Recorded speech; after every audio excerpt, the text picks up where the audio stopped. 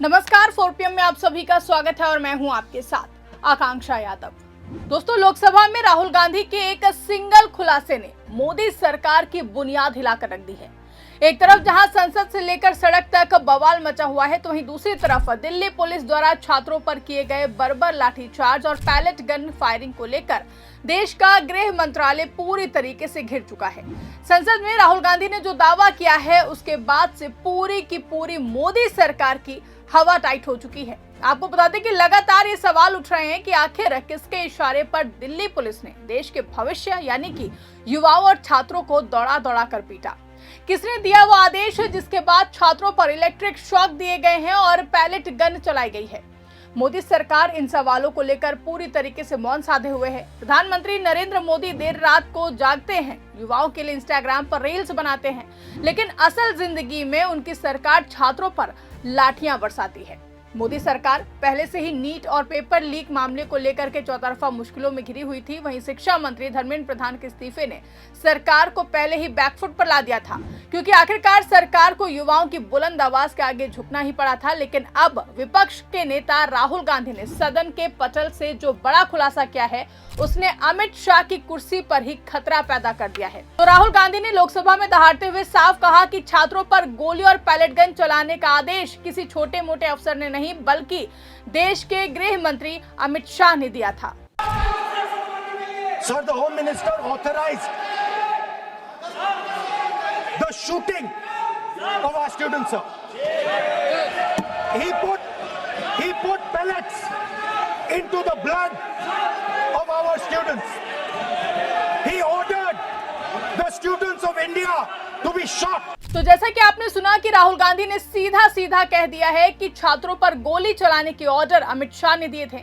राहुल गांधी ने तो पहले ही साफ कर दिया था कि वो इस मुद्दे को छोड़ने वाले नहीं हैं और इसे संसद में उठाकर ही रहेंगे।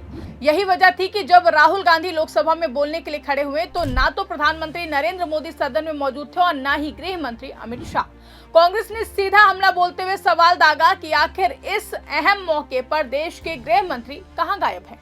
दोस्तों, इतिहास गवाह है कि जब भी राहुल गांधी संसद में बोलते हैं, अमित शाह जवाब देने के लिए जरूर मौजूद रहते हैं। लेकिन जब राहुल ने शाह को सीधे चैलेंज दिया था कि वो उनसे छात्रों पर हुए अत्याचार का हिसाब मांगेंगे, तो गृह मंत्री संसद से ही नदारद दिखे। राहुल गांधी ने अमित शाह पर सीधा निशाना साधते हुए उन्हें कटघरे में खड़ा किया। राहुल ने कहा कि अमित शाह के पास सच का सामना करने की हिम्मत नहीं है, पूरी सरकार में सच सुनने की हिम्मत नहीं, क्योंकि छात्रों पर जो अमानवीय बल प्रयोग हुआ है, उसके पीछे सीधे तौर पर अमित शाह का हाथ है। शाह के निर्देश पर ही दिल्ली पुलिस ने छात्रों के शरीर में पैलेट गन के छर्रे दागे हैं। राहुल गांधी के इस तीखे बयान के बाद सदन में भारतीय जनता पार्टी के सांसदों ने भारी बवाल शुरू कर दिया। शाह का बचाव करने के लिए बीजेपी सांसद नारेबाजी करने लगे और राहुल को बोलने से रोकने की पूरी कोशिश की गई, लेकिन राहुल गांधी भी अपनी बात पर अड़े रहे।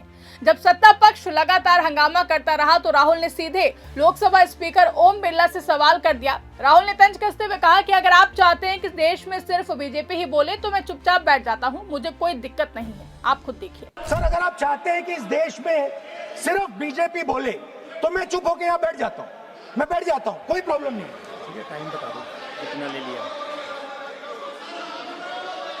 एक मिनट।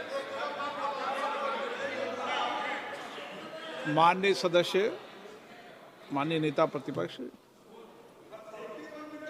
इस विषय पर मैं बोलता हूं सर, रिजू जी खड़े हो जाते हैं, मैं बोलता हूं वो खड़े हो जाते हैं, इंटरप्ट करते हैं। आप उनको, मैंने यील्ड भी नहीं किया, आप उनको जगह दे रहे हैं। नो, संसदीय कार्य मंत्री आप ये फिर से आ गए। तो जैसा कि आपने देखा कि राहुल गांधी के भड़कने पर, स्पीकर के हस्तक्षेप पर राहुल ने अपनी बात पूरी की, लेकिन बीजेपी सांसदों की बौखलाहट देखने लायक थी।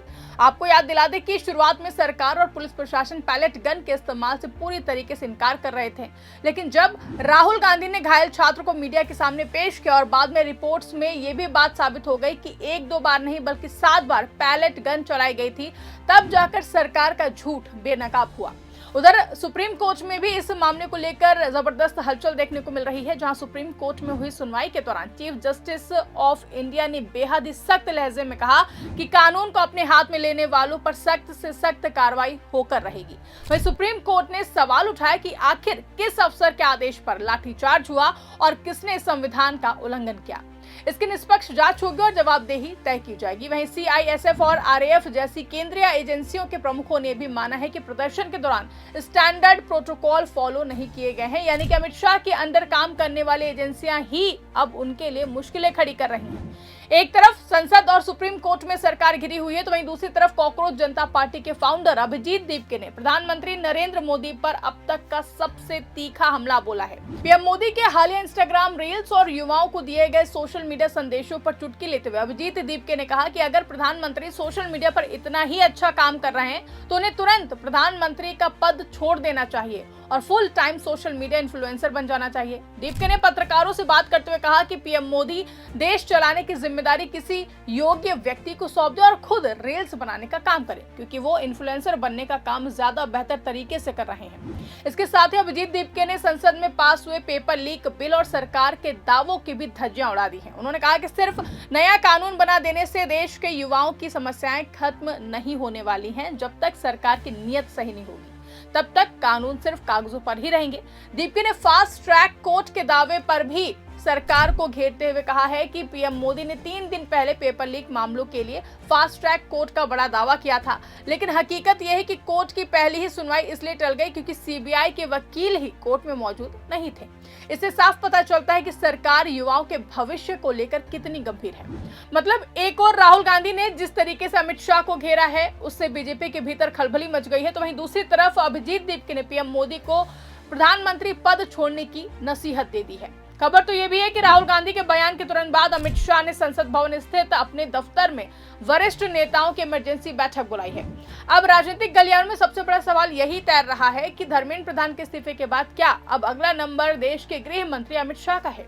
दिल्ली में छात्रों पर हुई पुलिसिया बर्बरता के बाद से ही विपक्ष अमित शाह के इस्तीफे की मांग पर अड़ा हुआ है।